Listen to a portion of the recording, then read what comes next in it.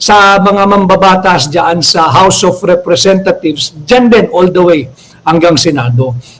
Sapagkat mayroon malaki po yung implication ng pag-anunsyong ito ni Inday Sara, the President, ng kanyang kahandaan at pagbigay ng kanyang buong sa kasi sa ating saligang batas, sa Article 7, in Section 5 or Section 7, Section 5, yun doon po sa panunumpa sa katungkulan, doon po talagang taimtim po yung panunumpang yun ng Presidente at Vice-Presidente na kanilang iniaalay ang kanilang buhay.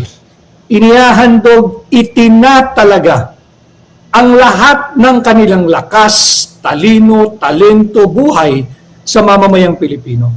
Alam naman natin ano ang nangyayari sa ating bansa ngayon sa ilalim ni Bongbong Marcos. Lahat ng mga kagaya ko na nagpapahayag ng katotohanan, sinasampahan ng kaso, tatakutin ng inciting to sedition, ng sedition, yung mga talaga namang Inday Sara Duterte supporter na nasa gobyerno, tinatakot, tatanggalin ka sa pagiging appointive official mo, kung ikay na may halal, hindi ka bibigyan ng budget, pera-pera ho ang palakad Kanya, mahalaga po na mapakinggan ko kayo ngayong hapon. Magpalitan po tayo ng kuro-kuro with this latest and the boldest declaration to date of the Vice President that she is seeking, she is running, she is making herself available as President this coming 2028. Balit alam ho ninyo, yung kanyang kahandaan, kahit ngayong araw, handa na ho maging Pangulo si Inday Sara Duterte. Dahil alam naman natin, ang mainstream media, hindi ibinabalita yung mga totoong balita. Tingnan ho ninyo bukas, GMA7, dinala na ho yan. Pero tingnan nyo yung mga pahayagan, tingnan ninyo kung iba-banner nila yung storyang ito. Napakalaking istorya nito. Baka naman sa inner page ng dyaryo ito lumapag. Pero okay lang, ang tao ho ay nasa social media na. Let's meet itong mga ipokritong meron pong matitinong nasa mainstream media. Pero itong karamihan na iniiwasan yung mga totoong issue, let's meet them head on. Pumili po kayo ng mga pahina sa social media, kagaya po ng ating munting pahina ang Tinig Maisog na nagpapahatid ng mga totoong impormasyon. Dahil nga kako ang ating layunin ay maiangat ang antas ng kamulutan, kalinangan at kaalaman ng mamamayang Pilipino nang hindi po tayo mabudol. Ito na nga ho, nagdeklara na si Inday Sara, the President, ang kanyang kahandaan at ipag-aalay sa kanyang buong buhay, buong pagkatao sa paglilingkod sa ating bansa, sa ating pinakamamahal na bansang Pilipinas. At ang mahalaga, yung katagang binanggit niya, inaalay niya, hinahandog niya ang kanyang pagkatao, ang kanyang buhay sa paglilingkod at sa kapakanan ng bawat pamilyang Pilipino. So ito ho ay welcome news at ito pong comment ni Iya Simeon. Yes, finally nag-decide na si VP. Malinaw po sa naging payag ni VP Inday na it took her no less than 47 years. Linaw ho ng pagkasabi niya It took her no less than 47 years to realize that her life is not just her own. Struggle po kasi yung magdedesisyon ka kung ikay tatakbong presidente o vice-presidente. Mahirap po yun sapagkat hindi po yan yung parang nangyayari ngayon. Gusto lang pala makuha yung titulong presidente, pero ayaw mag-astang presidente, hindi po yung astang presidente presidentiable, kundi ayaw maging ama ng Republika ng Pilipinas. At ngayon po, talagang may sakit ang ating bansa. Balik na naman po tayo sa pagiging sick man of Asia. Bagsak ang foreign direct investment, bagsak ang turismo, bagsak ang ekonomiya. Bagsak ang halaga ng piso, nakaka-recover lately, pero bagsak pa rin, mababa pa rin. At sinisira po ang lahat ng institusyon. Ang kinakailangan po ng bawat pamilyang Pilipino, ang kinakailangan po ng bansang Pilipinas, ang kinakailangan po ng bawat overseas Filipino workers ay ang pagkalinga ng isang leader na tatayong isang tunay na ina sa bawat Pilipino at sa bawat pamilyang Pilipino. Ito na po ang ina ng sambayan ng Pilipino, ang ina ng Republika ng Pilipinas, ang ilaw ng ating tahanan, Inday Sara, the President. Yan po ang ating pakay ngayong hapon. At bilang tugon, hindi ho naging madali sa kanya. Sinabi po niya malinaw. It took her no less than 47 years na ma-realize niya, na mapagtanto niya, na ang buhay pala niya, hindi kagaya po ng buhay nating mga karamihan. Ang buhay niya, pagkatapos ng mahabang taon, 47 years to be exact, napagtanto niya ay hindi kanya. Kaya ito po ay napagtanto niya na ang buhay niya hindi lamang para habulin yung personal satisfaction, personal glory, personal happiness, personal success, accomplishment, and achievement as a person, as a mother, as a wife, as a daughter, as a sister to her siblings, as a friend to many, as a mother to her children. Di ho napagtanto niya after 47 years. Katangi-tangi at natatangi ang buhay niya. Kanya siya ay nagdesisyon na kanya pong inaalay sa kanyang bansa. Sa bawat pamilyang Pilipino, ang lahat ng kanyang alam, nalalaman, katalinuhan, talento, karakter, pagmamahal sa bansa, inaalay po niya sa bawat pamilyang Pilipino. Hindi po madali yun At sabi nga ho niya, today, ngayong araw, February 18, I have peacefully accepted that my life is unlike any other. So malinaw po yan. At linahad din niya yung mga kadahilanan, kagaya ng pagtalikod niya sa gabinete, dahil 2024 pa lang, sa isang interview sa kanya, di ba sinabi niya, biniston niya, 2 tao lang ang naglalaro sa pera nating mga Pilipino. Pinaglalaroan, of course, with the imprimatur, of course with the approval, of course with the knowledge, of course with the consent ni Bongbong Marcos. Pero ang kanyang sidekick dyan, yung kanyang kaliwat kanang kamay, siyempre si Martin Romualdez. Siyempre si Saldico. Saldico, initially, ginagabayan ko po kayo, but feel free to formulate your own opinion at bukas po ang ating programa sa inyong malayang pagpapahayag ng inyong opinion. Hindi ko kinakailangan sang-ayon kayo even yung Inday Sara the President. Kung ayaw nyo kay Inday, lumipat kayo sa platform o pahina na gusto ninyo. Wag ho kayo dito. Pero yung may mga nag-aalanganin or undecided, welcome po kayo rito and makinig kayo. At kung after ng inyong pakikinig ay hindi kayo kumbinsido, malaya po kayong maghanap ng inyong kandidato o napupusuan o mapupusuan bilang Pangulo ng ating bansa. Pero kung kayo po ay susuporta kay Inday Sara the President, welcome po kayo sa ating pahina at makipag-engage po kayo para interactive po yung ating pagla-live ngayong hapon. So yan, at Iya_Simeon, hindi yung madali At yung nagsasabi, lalo na yung lukaret sa Malacanang, yung lukaret sa palasyo, lagi niyang sinasabi na gahaman daw sa kapangyarihan, wala ho kasing alam yun. She was never part of the campaign way back in 2022. Wala. Ano yan? Miron. Miron lang ho ang papel niyan.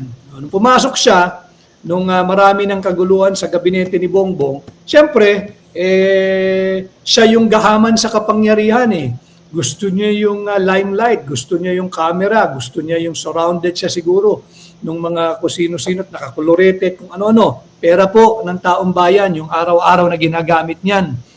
At hindi pagbibigay ng tamang impormasyon sa atin, singilin natin yung lukaret sa Malacanang, yung lukaret sa palasyo. Hindi ho ninais ni Inday Sara na maging Pangulo as early as 2022. It took a lot of convincing for her to finally agree to consider running as Vice President, not as President. Nakita naman ho natin doon sa resulta, higit na malaki yung kanyang nakuhang boto o mandato sa bawat pamilyang Pilipino. Para ho malinaw tayo, si Inday Sara, si BP Inday Sara lamang ang paulit-ulit na bumabanggit at bumubulalas ng katagang yan. Bawat pamilyang Pilipino. Bawat pamilyang Pilipino. Bakit to mahalaga na ulitin ko yung katagang bawat pamilyang Pilipino? Ito ho yung nasa kaibuturan ng kanyang puso. Ito ho yung nais niyang paglingkuran. Ito po ang kanyang poprotektahan. Ito po ang kanyang itataguyod para meron pa pong abutan. Yung ating mga anak, yung kagaya po naming mga bata pa yung mga anak, para po meron pang abutan na Pilipinas. Para po meron pang patuloy na mangarap o aspiration o ambisyon. Diba? Yun ang nais itaguyod ni Inday Sara, the President, ang bawat pamilyang Pilipino.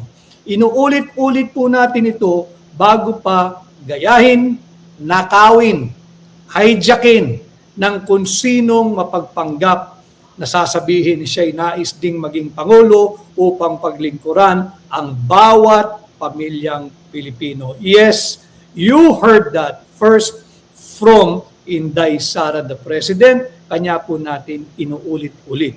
At bukod po dyan, ang linaw po na naging buong pahayag ni BP Inday Sara, ni Inday Sara, the President, na yung ating mga overseas Filipino workers, yung ating mga Filipino migrants, pag kailangan kayo ng Marcos Jr. Administration, anong binibigay sa inyo? Sasalubungin kayo ni Bongbong sa airport, nakita naman walang pumapansin sa kanya eh.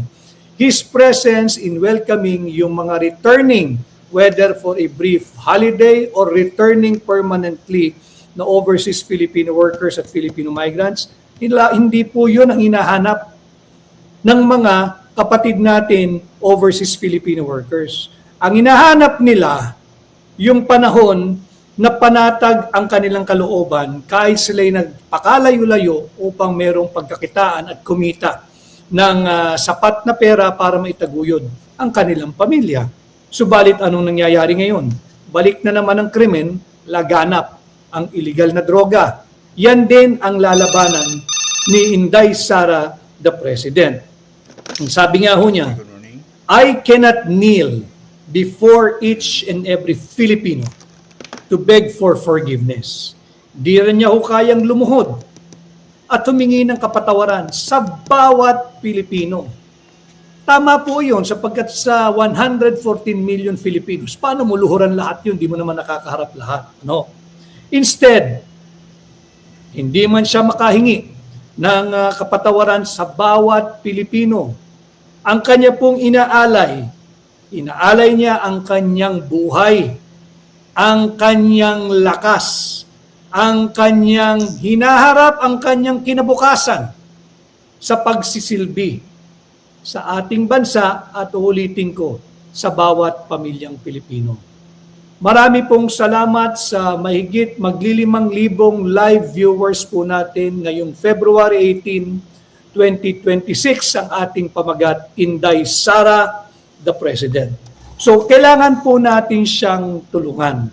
Para pong ito yung ginagawa natin sa Hakbang ng Maisog. Incidentally, I'd like to thank lahat po ng dumalo kahapon sa Hakbang ng Maisog Luzon-wide Leaders Forum, Leaders Meeting na ginanap po sa Maynila kahapon, maghapon kahit po tayo ay nagdiriwang ng Chinese New Year kahapon, ay nagtatrabaho po ang maisog at isinusulong yung mga ikabubuti ng ating bansa. No? So maraming salamat sa lahat ng Hakbang ng Maisog na dumalo po sa ating ginawang Luzon-wide Leaders Forum kahapon. So yun din at ang sinabi rin niya na meron pa siyang takot para sa ating mga anak, para sa inyong mga anak, para sa aking mga anak, para sa mga batang Pilipino. Kanya po ang sinasabi nga niya, yung pag-aalay niya ng kanyang buhay at yung kanyang intensyon, pagsilbihan. Ulitin ko ang bawat pamilyang Pilipino. Kanya, inayaya ko po ang lahat ng sambayan ng Pilipino. Ako po si Attorney Vic Rodriguez, Pilipino abogado maisog. Ang aking pong presidente, si Inday Sara Duterte. Sana kung inyong suportahan si Inday, ay in your own personal pages, Facebook, YouTube, sana maglabas din kayo ng statement of support for Inday Sara, the President or our incoming President. Tulungan po natin, hindi madali na makahanap tayo ng isang taong may magandang karakter na may tunay na magandang layunin para sa ating bansa. Ito na po yung tao. And I'm sure, in the days after her bold pronouncement today, aatakihin na naman po yan. Wag na po tayong matakot doon. Wag na po tayong matakot doon. Kung yung tao, inalay na ang kanyang buhay para sa bawat pamilyang Pilipino, wala rin po dapat tayo ng pag-aalinlangan. Ito na po yung inaantay ng marami. Na tatakbo ba yan, Atty. Vic? Baka naman hindi tumuloy, hesitant, ambivalent. Ito na po iyon Kagaya po nung naging pahayag ni @Iya_Simeon. Yes, finally nag-decide na si VP. Now that she has finally made known nagproklama siya na kanyang inaalay ang kanyang buong pagkatao at buhay sa bawat pamilyang Pilipino. Tulungan po natin si Inday Sara, si Vice President Inday Sara. Magpalabas po kayo ng kukunin natin ito. I'd like to address this. Si Mark's Dishes. Hanggat nandyan si George Garcia sa Comelec, matik dadayain nila si Sara. Mark's Dishes at mga katulad mo, at ako rin, guilty Mark's Dishes, na may ganyang sentimiento, let us drop that defeatist attitude. In fact, pag naglabasan kayo, and I feel with this announcement of VP Inday Sara the President, and nakikita ko sa aking harapan ngayon, 5,000 mahigit na live viewers. Ito po'y dahil sa ating pinag-uusapan, Inday Sara the President. Andyan na po yung pagbulusok ng suporta. Ipahayag natin, kagaya po ng aking sinabi, kung pwede kayo maglabas ng similar video or your own way, your own style of communicating. But in my page, dito sa Tinig Maisog, ako po si Attorney Vic Rodriguez, Pilipino abogado maisog. Inday Sara, ang aking Pangulo. Malinaw po iyan. Maglabas po tayo ng ganitong pahayag ng suporta upang matauhan yung mga taong pinagdududahan at pinagsususpetsya ng marami na mandadaya. Hindi nyo po pwedeng dayain at pigilan ang pagsirit ng suporta at pagbuhos ng mandato kay Inday Sara. In the same manner, I had it from a very, very good source that a fourth impeachment ay ikinakasalaban kay Vice President Inday Sara. Siyempre, ang direksyon niya nanggagaling kanino pa? Di kay Martin Romualdez and a certain Attorney Beng ang kumakamada at nakikipag-ugnayan sa opisina nung yung garapal na tumanggi doon sa isang impeachment complaint, nung defensor impeachment complaint. Merong nagiging pag-uusap a certain Attorney Beng. But I have a good sense and I have good information kung sino itong Attorney Beng na ito na nakikipag-ugnayan sa garapal na Office of the Secretary General at merong nagbabadyang fourth impeachment complaint.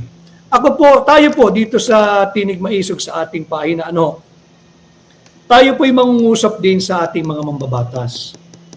Huwag na po kayong tumingin na mawawalan lang kayong budget, natatakot kayo, o parang barkadahan lang kayong high school dyan sa House of Representatives at sunod-sunuran dyan sa maling dikta ng Marcos Jr. administration ng inyong liderato.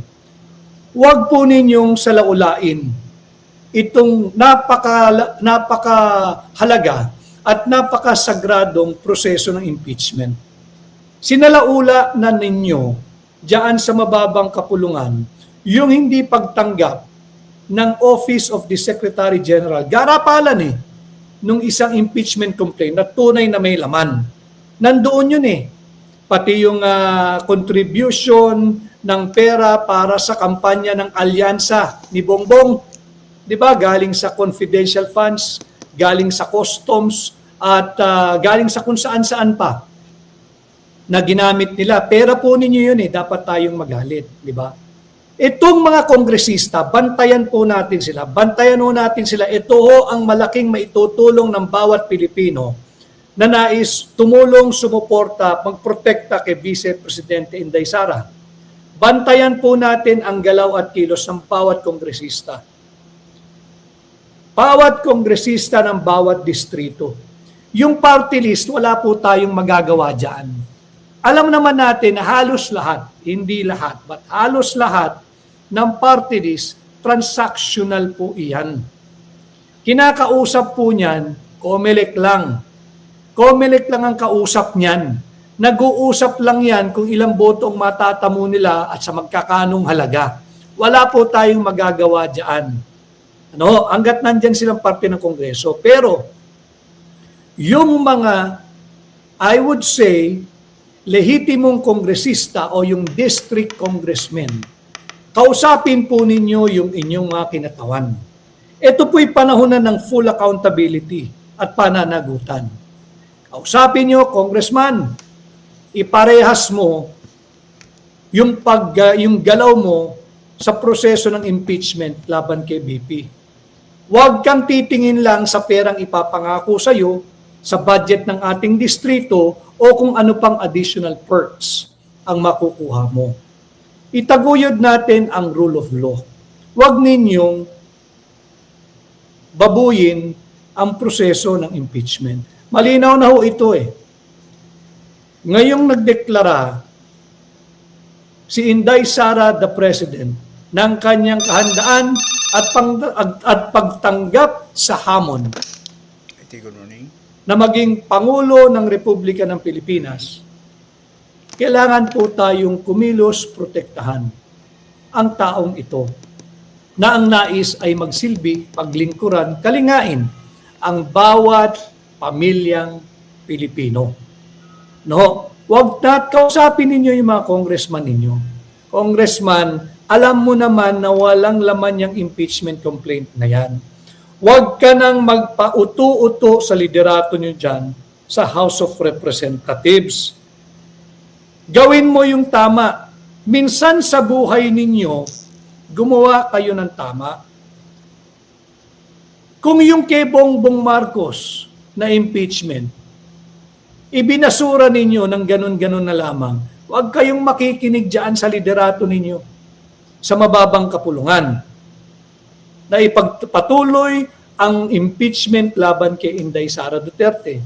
Sinabi naman po ni Inday Sara, the President, haharapin niya ng buong tapang ang prosesong yan. At babalik yan, ako nakakatiyak ako, babalik yan ulit sa Marcos Jr. administration. Pag-usapan na ninyong lahat. Ako'y nananalig basta't patas at basta parehas. Dismiss ang lahat ng kasong isinampa laban kay BP Inday Sara diyan sa mababang kapulungan.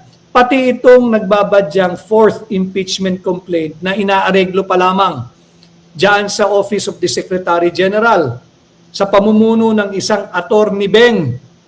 Kilala ko ito bubuin natin yung pangalan pagka hindi niya inatras itong pang-apat na impeachment complaint.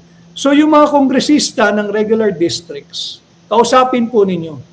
Anyway, at the end of the day, they are nobody when it comes to our district, except we have all lent them our mandate. Wala naman yan kayo ang naggawang kongresista niyan.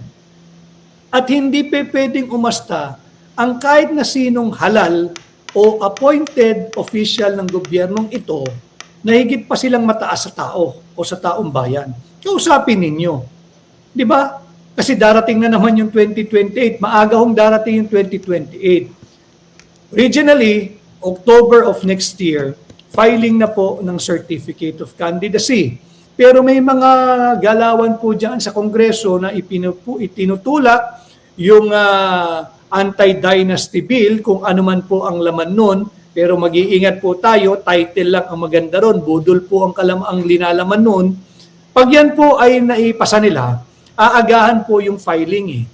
July of next year, maaari na pong magkaroon ng filing ng Certificate of Candidacy.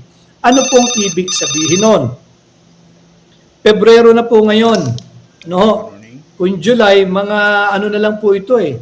A year and 15 months. 1 year and 5 months to go bago ho mag-filing. Huwag nang salaulain. Ang mandato ng pangalawang Pangulo, 32 million yan eh. 32 million. At yung mga malalansang alyansa, yan, sigurado, aatake po yan. Bumubula na ho ang bibig ng Alyansang Akbayan Marcos. Nakakatiyak tayo yan. Bumubula na ang bibig niya. Nag-iisip na yan ng paninira kay BP Inday Sara, the President. Yung Alyansang Pink, Dilaw at Marcos, bumubula na rin ho ang bibig niyan kung paano banatan si Inday Sara, the President. Yung Alyansang Makabayad, Marcos, bumubula na rin ang bibigyan at nag-iisip na ng mga panibagong gimmick o ideyan kung paano siraan si Inday Sara, the President. So tayo po na sang-ayon po kayo sa paghahandog ni Inday Sara, the President, ng kanyang buhay upang paglingkuran ang bawat pamilyang Pilipino. Malinaw po yung kanyang mensahe. Ang kanyang nais paglingkuran ay ang bawat pamilyang Pilipino. Hindi po kagaya ng Alyansang Akbayan at Marcos. Yung alyansa ng Akbayan at Marcos, ang nais nilang paglingkuran, sila-sila lamang. Diba? Sila-sila lamang. Meron nga pong nagpadala sa akin na ultimo yung si Congressman Eli San Fernando, kaibigan ko ito full disclosure, ng Kamanggagawa Party List. Tayo po'y tinulungan at talaga namang nasa likod natin din ang Kamanggagawa Party List. Siya po ay kinontra nung Pangulo nung Akbayad. Di ba? Na ang tao raw, sabi nung Pangulo ng Akbayad, the people deserve accountability. Correct, tama ho siya. Kailangan pong marating natin ang pananagutan. Tama. Bakit ang Akbayan tahimik sa korupsyon at kurakot ni Bongbong Marcos? Kasi po nabuo na yung malansang alyansa ng Akbayan at Marcos. Huwag po kayong maniniwala sa mga yan. Yung kanilang senadora, itong Akbayan, huwag po kayong maniniwala dyan. Interest po nila yan. Makikita at malinaw. Si BP Inday Sara ho, linabanan po nito ang insurgency sa Davao. And it was during her stint as city mayor of Davao that Davao City was declared insurgency-free. Kaya marami pong mga komunistang galit dito kay Inday Sara, the President. No? Kaya nga, ultimo, yung Pangulo ng Akbayan, pinuna po si Congressman Eli San Fernando. No? At sinasabi niya, ang Akbayan daw ay para daw po sa accountability daw ang Akbayan at upang daw pong marating natin ang pananagutan daw, sabi ng Akbayan. Bulilyaso po yung ganung pahayag. Ang Akbayan po sumiping na kay Bongbong Marcos. Meron na po silang malansang alyansa, Alyansang Akbayan at Marcos. Ganon din po yung mga banal-banalan. Yung mga pari at madre nagsanib puwersa. Diba? Yung mga kainsuka. Yung mga, naku, hindi ko lang nadala yung isa kong libro. Yung luma na po yun eh. Yung eksena noong 1986 People Power, na lapit na ho, next week yung anibersaryo niyan.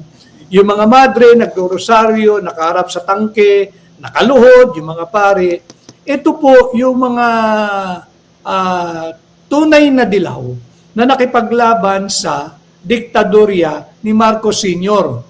Ngayon, itong mga hilaw na dilaw, gamit pa rin ang same old playbook, same old clothing nila, na nakabadre, nakapari, yung isa nga dyan, si Flavi.